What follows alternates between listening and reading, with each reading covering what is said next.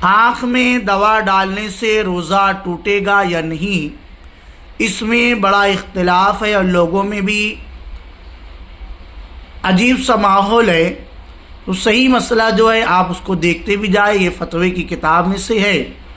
آنکھ میں دوا ڈالنے سے روزہ نہیں ٹوٹتا، جیسا کہ محیط برہانی میں ہے۔ عبارت آپ دیکھیں اور ترجمہ دیکھیں۔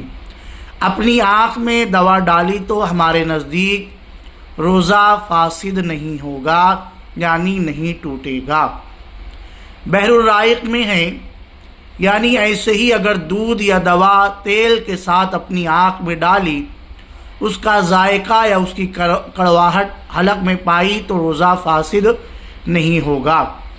ایسا ہی ظہیریہ میں ہے، فتاوی عالمگیری میں ہے، یعنی آنکھ میں دوا ڈالی تو ہمارے نزدیک روزہ فاسد نہیں ہوگا اگرچہ اس کا ذائقہ اپنے حلق میں پائے۔ امام طحطاوی فرماتے ہیں، یعنی اگر ایسے ہی دودھ یا دوا تیل کے ساتھ اپنی آنکھ میں ڈالی اور اس کا ذائقہ یا اس کی کڑواہٹ حلق میں پائی تو روزہ فاسد نہیں ہوگا۔ ایسا ہی ظہیریہ میں ہے۔